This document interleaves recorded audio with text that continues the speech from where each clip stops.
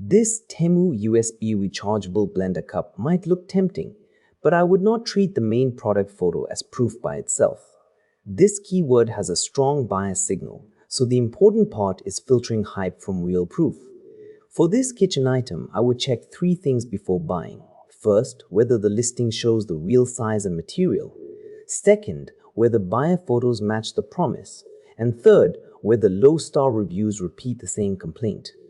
Quick question before the buyer photos. Comment your country. If those show up more than once, the low price stops being the main point.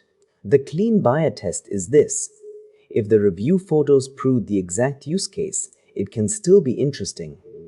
If the listing only has polished images and vague claims, I would wait or compare it against an Amazon listing with clearer reviews. My verdict is mixed, but okay, if the product matches your exact use case. Based on the listing and review signals, not a hands-on test, I would only buy it if the product